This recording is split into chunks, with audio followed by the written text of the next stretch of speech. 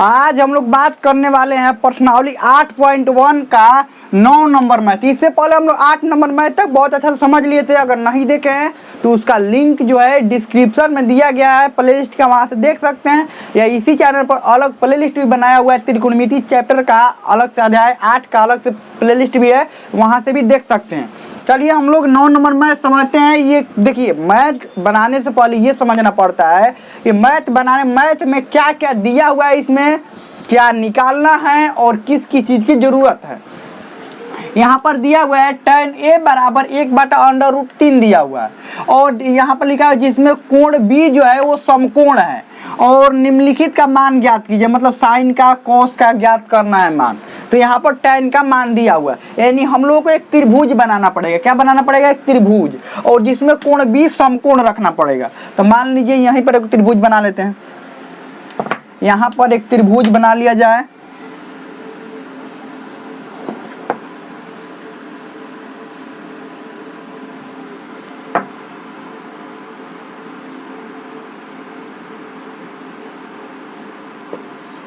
चलिए एक त्रिभुज तो बन गया। अब यहाँ पर ये त्रिभुज बन गया है।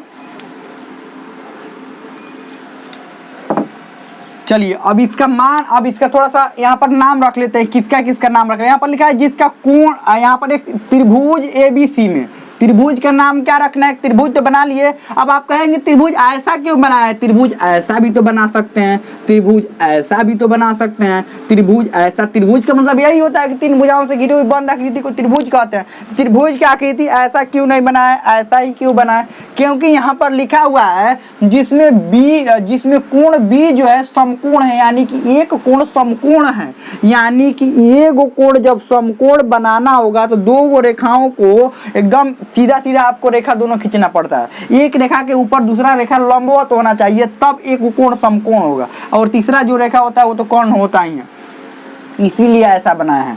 तो यहाँ पर ABC में जिसका B समकोण है, यानी ये समकोण जो है वो B है। यहाँ पर क्या है? ये B है। तो एगो A होगा एगो C होगा, तो ऊपर वाला को A रख लेते हैं और ये वाला को C, ABC। हम लोग क्या बन गया? ABC एक त्रिभुज बन गया। अब त्रिभुज बन गया, अब ये हल करना शुरू करते हैं। यहाँ पर पहले दिया हुआ है वो लिख लेते हैं। क्या क्या दिया हुआ है? जो दिया है वो लिख लेते हैं। दिया है कि क्या क्या दिया है? यहाँ पर tan A बराबर 1/√3। एक और बात समझिए, यहाँ पर थीटा दिया हुआ रहता है तो कोई दिक्कत नहीं। जब यहाँ पर ABC किसी tan के साथ, cos के साथ या cot के साथ अगर ABC यहाँ पर दिया रहता है, देखा जाता है कौन सी कोण की बात हो रही है। तो tan A यानी कि कोण A की बात हो रही है। जब यहाँ पर A लगा हुआ है मतलब ये वाला रेखा आधार हो जाएगा। ध्यान रखिएगा, जो यहाँ पर कोण लगा हुआ रहता है उसका रेखा आधार हो जाता है। जब ये आधार हो गया तो ये क्या हो जाएगा? लंब। ये क्या हो जाएगा? कोण। क्योंकि एक त्रिभुज में यहाँ पर मात्र 3 ही होता है। क्या क्या होता है? एक कोण होता है, एक आधार होता है, एक लंब होता है। 3 ही रेखा होता है। तो एगो रेखा जब यहाँ पर पता चल गया, जो कोण यहाँ पर रहेगा उसके साथ वाला भुजा आधार हो जाता है। यहाँ पर अगर tan C रहता, ध्यान रखिएगा, अगर tan C रहता तो यहाँ पर ये वाला आधार हो जाता, ये वाला लंब हो जाता, ये वाला कोण हो जाता। लेकिन tan A है तो ये वाला आधार हो जाएगा, ये वाला कोण, ये लंब हो जाएगा और ये वाला कोण। आपको पता है कि तो बड़ी भुजा कोण होती है। तो चलिए यहाँ पर देखते हैं क्या क्या दिया है। सूत्र क्या होता है? tan का सूत्र क्या होता है? लंब बटा आधार, यही होता है सूत्र, लंब बटा आधार।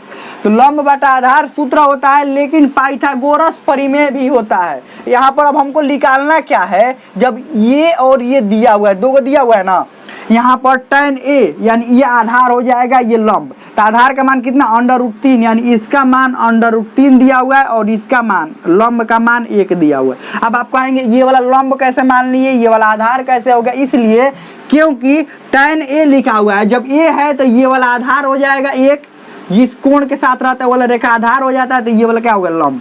तो हमको ये वाला निकालना है। क्या निकालना है? AC निकालना है। तो पाइथागोरस परिमेय होता है, पाइथागोरस परिमेय होता है। पाइथागोरस परिमेय क्या होता है कि जो बड़ी वाली भुजा यानी कर्ण स्क्वायर बराबर यानी AC स्क्वायर, इसको ऐसे भी लिख सकते हैं कर्ण स्क्वायर बराबर आधार स्क्वायर प्लस लंब स्क्वायर, ये होता है पाइथागोरस परिमेय। तो कर्ण हमारा कौन है AC स्क्वायर, क्योंकि बड़ी भुजा कर्ण होता है, और ये आधार कौन है AB square plus BC square, क्योंकि लंब हमारा क्या है BC है। अब AC हमको निकालना है, ये स्क्वायर इधर जाएगा तो क्या हो जाएगा, इस पर अंडर रूट बन जाएगा, इस स्क्वायर इधर जाता है तो अंडर रूट यानी AB स्क्वायर प्लस यहाँ पर BC स्क्वायर, इसके ऊपर अंडर रूट हो गया। अब मान सबका रखना शुरू करते हैं, दिखाई दे रहा है ना। अब मान यहाँ पर रखना शुरू करते हैं। AB का मान हमारा कितना दिया हुआ है, AB का मान दिया हुआ है अंडर रूट 3, इसका स्क्वायर करवा देंगे, और BC का मान 1 दिया हुआ है, इसका भी स्क्वायर करवा देंगे। और उसके बाद आगे बढ़ते हैं, दिखाई दे रहा है। चलिए यहाँ पर इसको देखिए, इसका स्क्वायर करवाने का मतलब इसको कितना बार लिखना होगा, 2 बार। कितना बार, अगर अंडर रूट हम 3 का स्क्वायर करवाएंगे तो अंडर रूट 3 को कितना बार लिखेंगे, 2 बार। अब इसमें जोड़ा लग जाता है तो एगो बाहर ही निकल जाता है, तो बाहर जब निकला तो ये कितना हो गया 3, यानी अंडर रूट 3 का स्क्वायर करने पर हमें कितना मिल जाएगा, 3 मिल जाएगा। प्लस 1 का अगर स्क्वायर करवाएंगे या क्यू करवाएं या कुछ भी करवाएं, कितना से भी यहाँ पर कितना बार भी गुना करवाएं 1 को 1 से, तो एक कितना होगा 1 गुना 1 बराबर 1, यानी हमारा कितना मिल गया 1। 3 और 1 कितना हो जाएगा, इसको मिटा देते हैं यहाँ पर, इसके आगे यहाँ पर बनाते हैं। 3 और 1 हमारा कितना हो जाएगा, 3 और 1 यहाँ पर अंडर रूट में यहाँ पर 3 है और 1 है, कितना हो गया ये 4, और 4 का वर्गमूल निकालने पर 2, यानी हमारा आ गया AC, ये कितना हो गया AC, हमारा AC हो गया 2, AC कितना मिल गया 2। अब यहाँ पर मान निकालना शुरू करते हैं। सबसे पहला क्या लिखा हुआ है, sine A cos AC plus cos A sine C। एक बात समझिए, इन दोनों के बीच कोई चिन्ह है, जब कोई चिन्ह नहीं रहता है मतलब गुना का चिन्ह है। किसी भी आप कभी भी देख लीजिएगा, यहाँ पर 7 और 1 से लिखा हुआ है, मतलब इन दोनों के बीच कोई चिन्ह है नहीं है। जब कोई चिन्ह नहीं है मतलब गुना का चिन्ह है। यहाँ पर मान लीजिए लिखा हुआ है 7x और 8x, जब यहाँ पर बिंदु भी दिया रहता है तब भी यहाँ पर गुना का ही चिन्ह होता है, ध्यान रखिएगा। यानी कोई चिन्ह नहीं है मतलब किस चीज का चिन्ह है, गुना का। अब यहाँ पर लिखना साइन A का मान लिखना, अब ध्यान से समझिएगा। यहाँ पर साइन A बोल रहा है, यानी कि A है, मतलब ये है कि ये कौन है, ये वाला कोण की बात हो रही है। A जिस कोण की बात होती है वो वाला रेखा क्या हो जाता है, वो वाला रेखा आधार बन जाता है। वो वाला रेखा क्या बन जाता है, आधार। जिस यहाँ पर कोण की बात होगी वो वाला रेखा आधार बन जाएगा। तो साइन का सूत्र क्या होता है, साइन का सूत्र आपको याद भी होगा। देखिए साइन का सूत्र इधर लिख भी देते हैं। साइन का अगर सूत्र बोले, साइन थीटा का अगर सूत्र बोले तो यहाँ पर क्या होता है, लंब बाटा कोण, सबका सूत्र यहाँ पर लिख देते हैं। कोस का भी सूत्र लिख देते हैं, कोस थीटा बराबर आधार बाटा कोण, यही सूत्र होता है। तो साइन का सूत्र होता है लंब बटा कोण, यानी ए वाला ये रेखा को आधार बना दिया था, ये वाला क्या हो जाएगा, ये जब आधार हो गया तो ये वाला क्या हो जाएगा, लंब। क्या हो जाएगा, लंब। और साइन में क्या चाहिए होता है, लंब बटा कोण, यानी लंब हमारा 1 हो गया और कोण हमारा पहले से, कोण कभी चेंज नहीं होता है, कोण हमारा 2 है। फिर यहाँ पर गुना का चिन्ह है, क्योंकि यही वाला सूत्र लिखा है। यहाँ पर सूत्र भी लिख सकते थे लेकिन सूत्र नहीं, जल्दी में थोड़ा सा बनाया जाए, यहाँ पर सूत्र नहीं। अब cos C लिखा हुआ है, यानी कि C ये कोण की बात हो रही है, यानी ये वाला पूरा रेखा क्या हो जाएगा, आधार। जब ये आधार हो जाएगा तो ये लंब हो जाएगा। लेकिन cos का सूत्र होता है आधार बाटा कोण, तो ये आधार हो जाएगा तो हमें कितना चाहिए, 1। ये आधार हो गया, यही वाला आधार तो रेखा है 1, और यहाँ पर कोण कितना है हमारा 2, प्लस का चिन्ह, प्लस का चिन्ह। फिर cos A, जब cos A तो आधार इसको बना दिया, आधार जब ये हो गया तो cos का सूत्र क्या होता है, आधार बाटा कोण, आधार बाटा कोण। तो आधार ये हो गया तो √3 इसका मान है इस रेखा का, और कोण का मान आपको 2 दिया हुआ है। फिर गुना साइन C, साइन जब C इसको बनाया तो ये आधार हो जाएगा, ये लंब हो जाएगा। तो साइन का सूत्र क्या होता है, लंब बटा कोण। तो लंब ये है √3 और कोण कितना है, 2।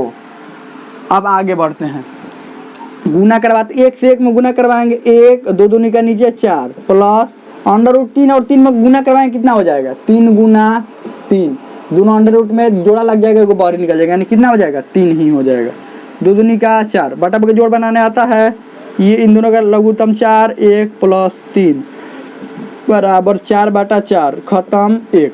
यानी आंसर इसका कितना आ जाएगा 1। नीचे दिखाई दे रहा है, हाँ दिखाई दे रहा है 4 3 1 4 और ये 4 4 खत्म और इसका आंसर हो गया 1। अब ये तो बन गया। अब अगला वाला बनाया जाए cos c और यहाँ पर माइनस वाला, तो ये वाला लिख लीजिए और इसके बाद अगला वाला बनाया जाए क्योंकि जगह है नहीं। ये वाला लिख लीजिए, चलिए इसको मिटाते हैं,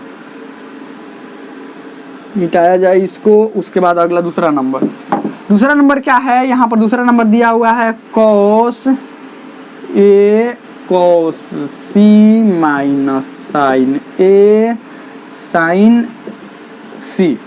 cos a का मान कितना है, cos a, अब जब a बात हो रहा है इसका a का, ध्यान रखिए cos a, तो जब a का बात हो रहा है तो इसको पूरा क्या बना जाएगा, जिस कोण की बात होती है वो रेखा बन जाता है आधार, तो इसको आधार बना देगा। तो हमारा सूत्र क्या होता है, आधार बटा कर्ण, यानी आधार ये हो गया तो √3, कर्ण हमारा 2 है ही, गुना cos c। तो जब इसको आधार बनाया, ये cos c यानी इसको आधार बनाया तो हमारा 1/2, क्योंकि हमारा कर्ण क्या होता है 2, माइनस साइन a और साइन c।